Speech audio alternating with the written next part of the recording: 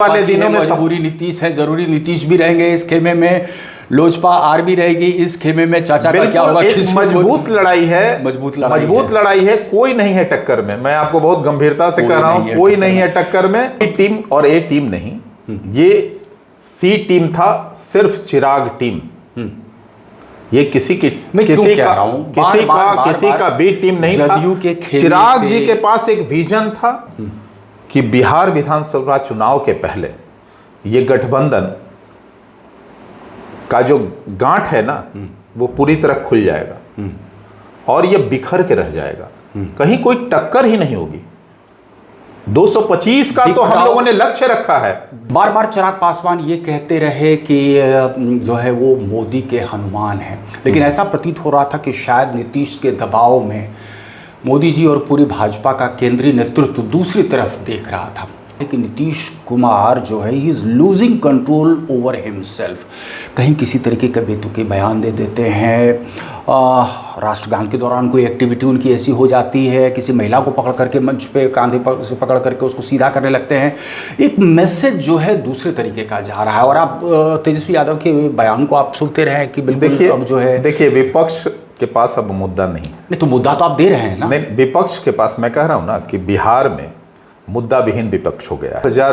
2000 विधानसभा के बाद का दौर, जब पार्टी टूटी, परिवार के लोगों ने उनका साथ छोड़ दिया, हम जैसे तमाम कुछ कार्यकर्ताओं के भरोसे वो आगे बढ़े और आज पूरा बिहार, ये कहने में कहीं कोई गुरेज नहीं है, आप रोक सकते हैं अगर कुछ ज्यादा हो, वोट बैंक तो पूरा बिहार उनके साथ है, पूरा बिहार उनके साथ है।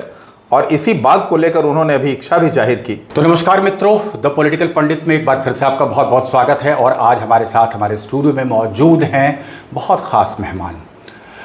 आप हैं राजेश भट्ट साहब, लोजपा के आर के मुख्य प्रवक्ता। हम आपका स्वागत करते हैं तहे दिल से धन्यवाद स्टूडियो में। और अगले 20 से 22 मिनट भट्ट साहब, एकदम कहते हैं ना कि रैपिड फायर राउंड में कोई बहुत सवाल है मेरे पास। तमाम सवालों के जवाब हम आपसे चाहते हैं। सबसे पहले तो ये मैं देखता हूँ कि कहते हैं ना कि पेशेंस अगर है तो इट पेज, और ये पेशेंस मुझे दिखा चिराग पासवान में। एक दौर था जब उनके चाचा जी ने पार्टी बिल्कुल तहस नहस कर दी। अगर तमाम घटनाक्रम को हम चर्चा करें तो ऐसी स्थिति भी आई कि चिराग पासवान जी की माता जी वो एक तरीके से गिड़गिड़ा रही हैं कि पार्टी को ऐसी हालत में ना लाएं। आज चाचा जी कहाँ चले गए, कहीं का न रहे, ना घर के ना घाट के।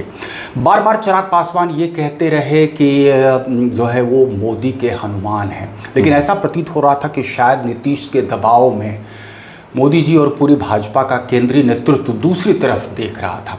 किसी को मतलब ही नहीं था चिराग पासवान कोई है। लेकिन आपको लगता है जो परफॉर्मेंस चिराग पासवान ने करके दिखाया, उसके बाद जो अहमियत, जो तरजीह मिलनी चाहिए थी चिराग पासवान को, वो उनको हासिल हुआ। Patience page. देखिए, मंजिल उन्हीं को मिलती है जिनके सपनों में जान होती है। कहते हैं ना कि हौसलों से पंखों से कुछ नहीं होता, हौसलों से उड़ान होती है। तो चिराग पासवान जी अपना गोल जानते हैं कि मुझे क्या करना है, क्या नहीं करना है। और बिहार, कहते हैं कि बिहार की नब्ज को बहुत बखूबी समझते हैं। आपने देखा होगा कि 2019 में उन्होंने बिहार फर्स्ट और बिहारी फर्स्ट का एक नारा दिया था। पार्टी का विजन डॉक्यूमेंट उसी पे तैयार उन्होंने कराया, जिसमें हर वर्ग, हर क्षेत्र, हर तबके के लोगों की उन्होंने बात रखी और कैसे बिहार का समेकित और समावेशी विकास किया जा सकता है, उसका एक ब्रॉड कह ले तो रोड मैप बिहार फर्स्ट और बिहारी फर्स्ट के तहत उन्होंने पैक किया।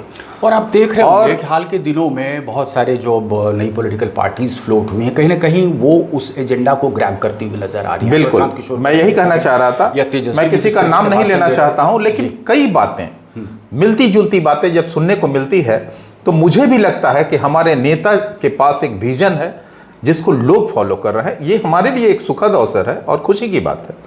तो आप देखे होंगे कि बिहार फर्स्ट, बिहारी फर्स्ट को जब लेके पूरे बिहार में वो यात्रा किए तो लोगों का एक अट्रैक्शन का केंद्र हो गया बिहार फर्स्ट, बिहारी फर्स्ट। और 2020 में जब वो अकेले चुनाव लड़ने का निर्णय लिए तो एक बड़ा निर्णय था। एनडीए से कोई भला क्यों अलग हो सकता है। तो बिहार फर्स्ट और बिहारी फर्स्ट का विजन ही उन्हें इस बिंदु पर, यहाँ पे थोड़ा सा बिंदु पर लाने को मजबूर किया। चाहते हैं भट्ट साहब कि अकेले लड़ने का निर्णय बहुत डैमेजिंग हुआ नीतीश कुमार के लिए, तो ये क्या बी टीम ऑफ बीजेपी बन के काम कर रहे थे? बी टीम और ए टीम नहीं, ये सी टीम था, सिर्फ चिराग टीम। ये किसी का बी टीम नहीं था। चिराग जी के पास एक विजन था कि बिहार फर्स्ट और बिहारी फर्स्ट को जो है एजेंडा में, विजन का आपका हिस्सा शामिल हो गया ना कि जो नीतीश एजेंडा में शामिल किया जाए, आत्मविश्वास से आपने उनको एकदम बिल्कुल थर्ड पोजीशन पे पहुंचवा दे। देखिए, बिहार को गेयर अप करने की जरूरत थी। उन्हें ऐसा हमेशा लगता है कि बिहार को और तेजी से विकसित करने की आवश्यकता है। क्या लगता है बिहार अन्य प्रदेशों से मूड बदला है? अब देखते हैं कि वो चाचा जी करके पैर छू के प्रणाम भी करते हैं, नीतीश कुमार का इफ्तार देते हैं, तो नीतीश कुमार आते हैं तो दूरियां पाट दी गई है। अपने people have buried the hatchet now. हमारे पार्टी के नेता श्री चिराग पासवान जी को जो अपने पिता से एक विरासत के तौर पे संस्कार जो मिले हैं, उस संस्कार का वो लगातार परिचय देते हुए दिखते हैं। किसी भी मंच से अपने तमाम विरोधियों के या तमाम बड़े जनों के, चाहे कोई भी हो, वो विपक्ष में हो पक्ष में हो, मतलब उससे नहीं है, जिसे सम्मान देना चाहिए, जो उनके पिता के साथ काम करने वाले लोग हैं, जो उनसे बड़े हैं, आदर के पात्र हैं, निश्चित तौर पर उनका वाजिब हक और उनको उचित सम्मान चिराग पासवान लगातार मंचों पर भी देते देखे गए हैं, चाहे वो कोई भी हो। मैं पूरी तरह आप देखते हैं लगातार माननीय मुख्यमंत्री जी के नीतिगत विरोधी भी रहते हुए हमारे पार्टी के राष्ट्रीय अध्यक्ष चिराग पासवान जी लगातार पैर छूकर आशीर्वाद लेते रहे। यही समान वो लालू को भी देते हैं, रबड़ी बिल्कुल देवी को भी देते हैं। यही मैं कहता हूं, राजनीति तो ये उनके अपने पिता से मिले हुए संस्कार हैं। अब यहाँ पर एक सवाल और उठता है, देखिए उनके पिता मौसम वैज्ञानिक कहलाते थे। मैं पहली बार देख रहा हूं कि रामविलास पासवान जी के बेटे चिराग पासवान ये एक ऐसा निर्णय लेते हैं जहां पर कि वेटिंग पीरियड बहुत लंबा होता है, जो कहते हैं जेस्टेशन पीरियड बहुत लंबा होता है। बार बार कयास ये लगाया जा रहा था और एक तरीके से कहिए कि सब्जबाग दिखाया जा रहा था महागठबंधन के खेमे से कि चिराग पासवान को अब इस तरफ आ जाना चाहिए, क्योंकि कोई तो पहचान नहीं रहा है भाजपा के केंद्रीय नेतृत्व में कि चिराग पासवान इस तरीके से कमिटेड सपोर्टर हैं भाजपा के, एनडीए का हिस्सा है। मकान खाली करने वाला प्रकरण आप ले ले, इधर पार्टी टूट गई, लेकिन इसके बावजूद भी वो बने रहे। शायद रामविलास पासवान होते तो कुछ दूसरा निर्णय वो ले चुके होते। देखिए, उनको तो मौसम वैज्ञानिक कहा ही जाता था। पॉलिटिक्स में दो चीजें बहुत खास हैं, एक प्रेजेंस और एक पेशेंस। हमारे नेता के पास दोनों ही की बड़ी मौजूदगी देखी गई है। पेशेंस इतना है कि आप कह नहीं सकते, कभी वो घबराए नहीं। आप समझिए 2000 विधानसभा के बाद का दौर, जब पार्टी टूटी, परिवार के लोगों ने उनका साथ छोड़ दिया, हम जैसे तमाम कुछ कार्यकर्ताओं के भरोसे वो आगे बढ़े और आज पूरा बिहार, ये कहने में कहीं कोई गुरेज नहीं है, आप रोक सकते हैं अगर कुछ ज्यादा हो, वोट बैंक तो पूरा बिहार उनके साथ है, पूरा बिहार उनके साथ है। और इसी बात को लेकर उन्होंने अभी इच्छा भी जाहिर की कि बिहार के जनाकांक्षाओं के अनुरूप मैं बिहार में ही जो है। इस बार क्या स्थिति आपको उभरती हुई नजर आ रही है? चिराग पासवान स्टार कैंपेनर के रूप में एनडीए के तो रहेंगे ही, तो क्या जदयू के लिए भी कैंपेन करते हुए नजर आएंगे? और अगर कैंपेन करते हुए नजर आएंगे तो आपको नहीं लगता है कि कहीं ना कहीं एक डाइकोटॉमी होगा कि 2020 में तो आप चीख करके नीतीश के खिलाफ? नहीं, ऐसी कोई बात नहीं। देखिए बिहार, अब देखिए बिहार में जो बयार बह रही है और जो बदलते हुए दौर का डिमांड है, खासकर बिहार को, हम लोग तमाम बिहार वासियों को हर क्षेत्र में हर स्केल पर हम लोग चाहते हैं कि तेजी से विकास हो, रफ्तार पकड़े। कुछ लोग और ये तभी संभव हो सकता है, तो रफ्तार दिखी थी, उसके बाद ये तभी संभव, वो अवरुद्ध हो गई जी, ये तभी संभव होगा जब डबल इंजन की सरकार हो बिहार में, प्रदेश में भी एनडीए की सरकार हो और केंद्र में एनडीए की सरकार हो और विजनरी लोगों का एक जमावड़ा हो। तो चिराग जी बिहार के विजनरी नहीं, सभी लोगों का विजन मिलके, देखिए एक से बढ़ के 11 कहते हैं ना कि एक से ज्यादा 11 होता है राजनीति में। तो जितने लोगों की ताकत बढ़ेगी, निश्चित तौर पर बिहार का तेजी से अच्छा, विकास बिहार होगा। में अभी आप देखे होंगे जी। कि जब फूड प्रोसेसिंग मिनिस्टर बने तो निफ्टेम की तीसरी शाखा जो राष्ट्रीय स्तर की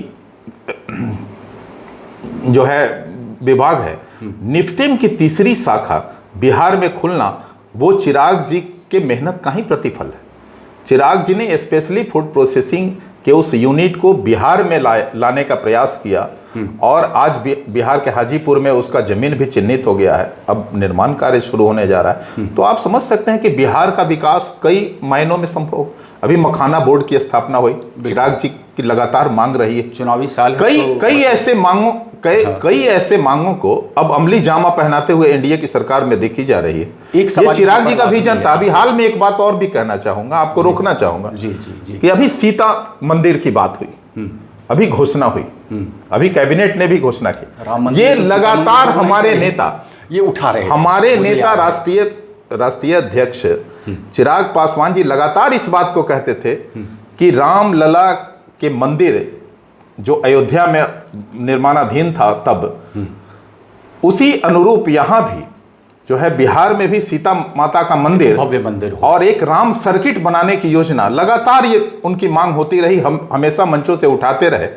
आज मैं समझता हूं कि केंद्र सरकार और राज्य सरकार दोनों के हम आभारी हैं कि इस पर कैबिनेट का फैसला हो गया और अब स्वीकृति मिल गई, अब निर्माण कार्य शुरू होगा। से मुझे याद है कि शायद 2014 की ये बात है या उसके बाद का, मैं हो सकता है साल स्मरण ना हो मुझे ठीक से, मोदी जी का कार्यक्रम हुआ था जनकपुर धाम में नेपाल में, तो राम सर्किट बनाने की बात उस वक्त से ही जो है वो, लेकिन सीता मंदिर बनाने, विराट सीता मंदिर, राम मंदिर की तरह सीता मंदिर बने, हर बिहारी, मैं समझता हूं कि बिहार का कोई नेता और बिहार का कोई बेटा अगर किसी मंच से, राजनीतिक मंच से, सामाजिक मंचों से और तमाम मंचों से मैं कह रहा हूं, अगर कोई मजबूती से इस बात को उठाया तो वो चिराग पासवान जी ने।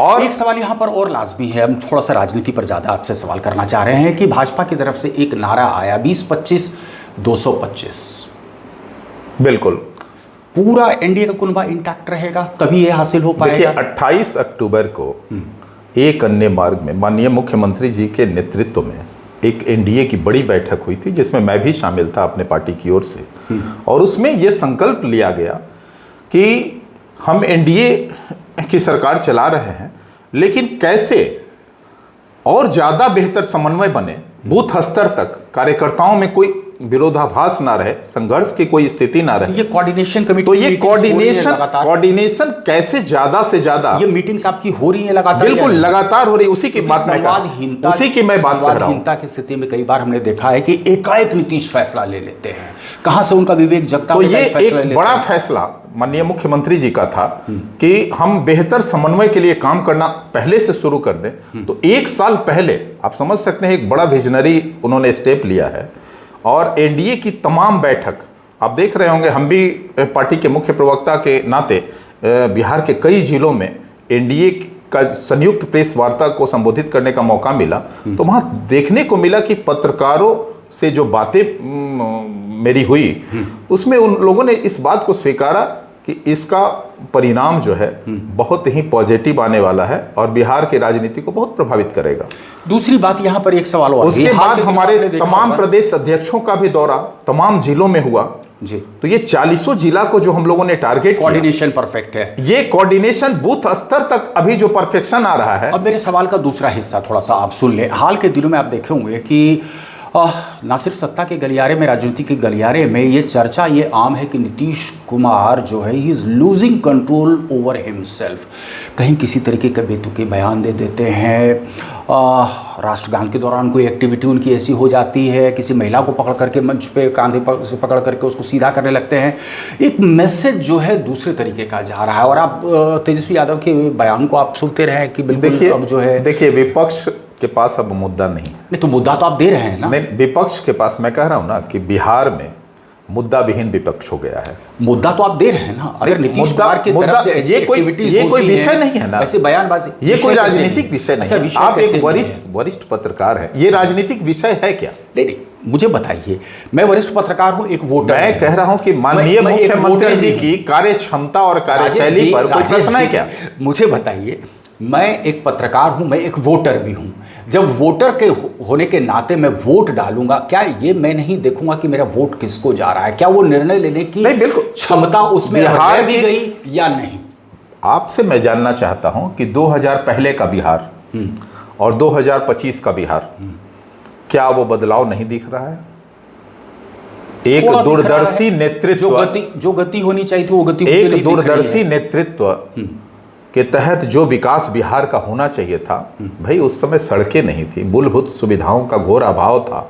हम लोग याद करते थे, ये भी सवाल आपसे देखिए हम लोग याद करते, 5 के पहले का कार्यकाल हम लोग याद करते थे, अब तो वोटर्स का एक हम लोग याद करते थे, इतना बड़ा आ चुका है। शिवपूजन जी याद करते थे कि अगर हमको पूर्णिया जाना है तो मानसिक रूप से तैयारी करनी पड़ती थी। मैं भुक्तभोगी हूँ, मुझे पता है, आप समझ सकते मैं दिल्ली में पत्रकारिता नॉर्थ बिहार में कहीं भी आप जाएं, साउथ बिहार में कहीं भी जाएं, बिहार के किसी भी कोने में जाएं, 14 से 15 घंटे मुझे लगते हैं, 14 से 15 घंटे यहाँ से आज पूर्णिया जाने में, आज 3 घंटे का। लेकिन देखिए ना, एक डाइकोटोमी की बात हमने पहले की थी, अभी आप कह रहे हैं 2025 का बिहार बिल्कुल अलग बिहार है। तो बीच में जो आपने 2020 में जिस तरीके से कैंपेनिंग किया था, नीतीश कुमार का जिन मुद्दों को उठाया था, वो मुद्दे आपको लगता है गौन हो गए? आज 5 साल में खत्म हो गए वो मुद्दे? नहीं, उन मुद्दों पे काम होना शुरू हो गया ना। नीतीश कुमार ने जो उन मुद्दों पे काम शुरू हो गया। जिन जिन चीजों को हम लोगों ने उठाया उस पे आज काम हो रहा है। हाँ, ये बिहार के लिए एक सुखद बात। दो और अहम सवाल हैं। एक तो ये कि देखिए, हाल में भी हमने देखा था कि कुछ इस तरीके से सुगबुगाहट शुरू हुई और कुछ डिमांड शुरू हुआ लोजपा के खेमे से कि चिराग पासवान मुख्यमंत्री। मुझे लगता है कि यंग हैं, विजनरी हैं, बेदाग छवि रही है चिराग पासवान की। कुछ गुंजाइश है 2025 में, या फिर आपको लग रहा है जैसे कि एक बार पहले मैं उनका इंटरव्यू कर रहा था तो उन्होंने कहा था कि वो 2029 की राजनीति कर रहे हैं? नहीं, ठीक है। दूसरा सवाल इसी से जुड़ा हुआ ये है कि चिराग पासवान पहले जिक्र करते थे कि वो केंद्र की राजनीति में ज़्यादा दिलचस्पी उनकी है और बिहार की राजनीति में क्यों वो आखिर पढ़ना चाहेंगे? आपको क्या लग रहा है? स्थिति स्पष्ट करेंगे। देखिए, बिहार उनके राजनीति का केंद्र रहा है। बिहार फर्स्ट, बिहारी फर्स्ट का जो विजन उन्होंने बनाया है, एक सपना जो जिस बिहार का उन्होंने देखा है, निश्चित तौर पर बिहार में हमेशा मौजूदगी बरकरार रहती है चिराग जी की, चाहे वो अच्छा अवसर हो चाहे बुरा। आप देखते होंगे कहीं घटना दुर्घटना में सबसे पहले अगर कोई पहुंचता है तो हमारे पार्टी के नेता हैं, चिराग पासवान जी पहुंचते हैं, अकेले वो नेता है। बिहार में जो किसी की मातम पुरसी में, किसी के आंसू पोंछने, किसी के सुख और दुख में पहुंचने वाले पहले व्यक्ति हैं। दूसरी बात कहना चाहूँगा, तो बिहार उनके दिल में बसता है, बिहार उनके दिल में धड़कता है। केंद्र की राजनीति करते हुए भी बिहार की उन्हें चिंता रहती है। आप देखेंगे कि संडे सैटरडे जैसे ही कोई भी अवसर मिलता है वो बिहार में मौजूद हो जाते हैं। तो बिहार के लोगों के बीच रहना जो है वो सुखद महसूस करते हैं, और जो उनका कमिटमेंट है बिहार फर्स्ट, बिहारी फर्स्ट के तहत, वो चाहते हैं कि बिहार का तेजी से विकास हो, बिहार को उस पायदान पे ले जाए जहां अन्य प्रदेशों की स्थिति बनी हुई है। आज बिहार जो है तेजी से गतिमान है, तो ये तेजी से गतिमान है अन्य प्रदेशों की तुलना में। हम बिहार को और आगे ले जाना चाहते हैं, उनको और करीब कर रहा है ना। तो बिहार में अगर चिराग जी आ जाते हैं, देखिए अभी बिहार में चिराग जी अपने लोकल लीडरशिप को पूरी तरह से डेवलप नहीं कर पाई, एक भी ऐसा नेता वो डेवलप नहीं कर पाई जो नीतीश के स्टेचर को मैच कर सके, लेकिन चिराग पासवान लगातार अपना कद बढ़ाते हुए नजर आ रहे हैं। तो आपको क्या लग रहा है, कोई संभावना है कि चिराग पासवान भी एक वाइडली एक्सेप्टेबल चेहरा बन सकते हैं with in NDA for the post of CM? और आपने एक बात जो कहा कि मुख्यमंत्री, भाई कोई भी कार्यकर्ता, हम उसी पार्टी के एक अदना सा सिपाही हैं, कोई भी कार्यकर्ता अपने नेता को आगे बढ़ते हुए देखना चाहता है। सभी की अभिलाषा है, सभी की इच्छा है कि हमारे नेता मुख्यमंत्री बने, और इसको कहने में कहीं कोई गुरेज नहीं है। तो अभी लग रहा है 2025 में कोई संभावना होगी, या फिर आपको लग रहा है ये है कि इन संभावनाओं पर कभी भी एनडीए के तहत शीर्ष नेतृत्व का जो फैसला होगा ये तो वही मान्य होगा। लेकिन आपने सुना होगा भी हाल के दिनों में नीतीश कुमार के बेटे, उनका भी थोड़ा सा पब्लिक अपीयरेंस बढ़ रहा है, कयास लगाए जा रहे हैं कि शायद राजनीति में बिल्कुल आना भी चाहिए, बिल्कुल आ सकते हैं। वहाँ पर भी एक थोड़ी सी डाइकोटोमी ये होगी कि परिवारवाद के खिलाफ नीतीश कुमार मुखर रहे हैं। खैर, लेकिन कोई बात नहीं। मैं कहता हूँ भाई कि नेता का बेटा अगर राजनीति में आता है और अपने क्षमता से वो अपनी जनता की आकांक्षाओं पे खड़ा होते हुए जनता के वोट से जब जीतता है तो फिर परिवारवाद कहाँ से? ऐसा नहीं कि राजद का कोई एमएलसी तो नहीं बनाया गया, राजद का नेशनल प्रेसिडेंट जैसे तेजस्वी ही हो, हाँ, वैसी स्थिति ना हो, वैसी स्थिति तो तो फिर है परिवारवाद हम नहीं कहेंगे। वही मैं कह रहा हूँ। एक सवाल और यहाँ पर ये है, अभी मुकेश सहनी का आपको याद होगा पिछला प्रेस कॉन्फ्रेंस, जी जी, जब सीटों का बंटवारा हो रहा था कि बीच प्रेस कॉन्फ्रेंस से मुकेश सहनी उठ गए थे और उन्होंने कहा था तेजस्वी की तरफ इशारा करके कि छुरा घोपा गया है, बिल्कुल, सीट बंटवारे में उनको तरजीह नहीं मिली। अब सुना होगा आपने कि मुकेश सहनी 60 सीटें मांग रहे हैं और ऐसी स्थिति मुझे लग रहा है कि महागठबंधन के अंदर बहुत सारे दावेदार हैं उप मुख्यमंत्री के पोस्ट को लेकर के। बिल्कुल आपने ठीक कहा। आने वाले दिनों में आप देखेंगे जैसे जैसे बिहार विधानसभा चुनाव नज़दीक आता जाएगा, महागठबंधन में कई उप मुख्यमंत्री के दावेदार और कई मुख्यमंत्री के भी दावेदार उपस्थित हैं। सीटों की बात करें तो कांग्रेस की स्थिति जो बनी हुई है, 70 से ज़्यादा उम्मीद कर रही है, स्ट्राइक रेट बहुत खराब। राहुल गांधी के भी कई ऐसे बयान आए हैं जो आपस में विरोधाभासी दिख रहे हैं। कन्हैया कुमार को उतारा हुआ है। तो मैं बड़े गंभीरता से आपके चैनल के माध्यम से कहना चाहता हूं कि बिहार विधानसभा चुनाव के पहले ये गठबंधन का जो गांठ है ना, वो पूरी तरह खुल जाएगा और ये बिखर के रह जाएगा, कहीं कोई टक्कर ही नहीं होगी। 225 का तो हम लोगों ने लक्ष्य रखा है। बिखराव की स्थिति आपको दिख रही है? बिल्कुल। अच्छा, एक चीज मैं देख रहा हूं कि तेजस्वी को नाम को लेकर के लोग चुप्पी साधे हुए, कांग्रेस को क्यों मान्य होगा? कांग्रेस ने तो एक ये कहना कि मेरी बात अगर नहीं समझ में आ रही है तो वो बेवकूफ है। तो अब बेवकूफ कौन है, ये तो बात तेजस्वी जी को स्पष्ट कर भी देना चाहिए और विपक्षियों को, विरोध के जो घटक दल हैं उनके साथ जो अभी जमे हुए हैं, उनको ये समझ जाना चाहिए। मुख्यमंत्री बन पाएंगे या नहीं बन पाएंगे तेजस्वी यादव? नहीं, तेजस्वी जी ने तो खुले मन से कहा ना, हाँ, कि मेरी बात अगर समझ में नहीं आ रही हो, हाँ, तो आप बेवकूफ हैं। तो हुआ क्या? तो वो बेवकूफ किसको? अभी जो मैं देख रहा हूं तो अब राहुल जी को तय करना है। राहुल जी आए थे एक बेवकूफ बनना है या बेवकूफी से बाहर होना है। कन्हैया कुमार के साथ 1 किलोमीटर का वो पदयात्रा भी यहाँ पर किए थे। जी, आए थे एक फोटो सेशन करने व्हाइट टी शर्ट वाला ना बात कर रहे हैं। आपको क्या लग रहा है कि कांग्रेस एक बार कोशिश करती, कवायद करती है कि भाई चलिए हम अब this is high time that we should be standing on our own feet, फिर वो डिवाइन रियलाइजेशन उनको होता है, जैसे उत्तर प्रदेश में हुआ था, खाट पे चर्चा शुरू की थी, फिर उसके बाद अखिलेश यादव से हाथ मिला लिया, वैसी स्थिति आपको लग रहा है यहाँ पर घुटने फैला करके? देखिए, ये फोटो सेशन करने से बिहार की जनता के बीच इनकी कोई धमक नहीं होगी। मैं आपको बहुत गंभीरता से कह रहा हूं, आने वाले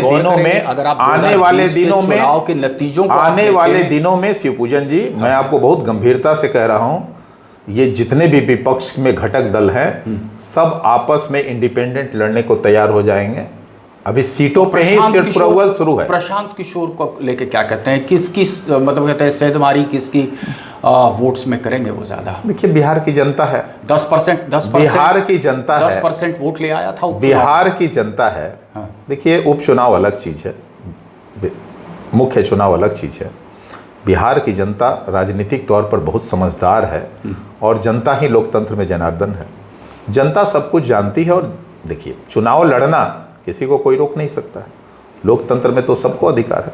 लेकिन इतना तो स्पष्ट हो गया, लेकिन बिहार की जनता जनार्दन सब कुछ समझदार है, तो स्पष्ट है। वो आने वाले दिनों में जरूरी नीतीश है, जरूरी नीतीश भी रहेंगे इस खेमे में, लोजपा आर भी रहेगी इस खेमे में, चाचा का क्या होगा? एक मजबूत लड़ाई है, मजबूत लड़ाई है, कोई नहीं है टक्कर में। मैं आपको बहुत गंभीरता से कह रहा हूं, कोई नहीं है टक्कर में। देखिए, मेरी एनडीए की एक मजबूत सरकार बिहार विधानसभा चुनाव 25 के बाद बनने जा रही है। मुख्यमंत्री कौन होगा? ओवरवेलमिंग मेजॉरिटी से बनने जा रही है। आपका कौन होगा ये तय है या फिर नीतीश? बिल्कुल, माननीय मुख्यमंत्री नीतीश कुमार जी के चेहरे पे हम लड़ रहे हैं चुनाव। चेहरे पे लड़ रहे हैं, ये तो भाजपा के उनके नेतृत्व में हम लड़ रहे हैं, ये कभी नहीं कहा कि वो मुख्यमंत्री बनेंगे। लेकिन यहाँ कोई इफ एंड बट नहीं है, इफ एंड बट नहीं है। और दूसरी बात मैं स्पष्ट कहना चाहता हूं, हाँ, कि यहाँ धोखा छुड़ा नहीं भोंका जाता है किसी को। अच्छा, चलिए राजेश भट्ट साहब, आप हमारे स्टूडियो में आए और इस चर्चा में आप शामिल हुए, आपका हमारे स्टूडियो में आने के लिए बहुत बहुत धन्यवाद। आपको भी। तो प्रिय दर्शकों, हम आपसे एक बार फिर से आग्रह करते हैं कि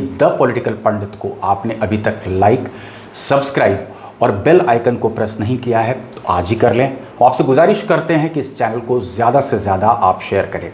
ऐसे ही राजनीतिक चर्चा आपके समक्ष पेश करते रहेंगे। आज के इस कार्यक्रम में बस इतना ही। बहुत बहुत धन्यवाद।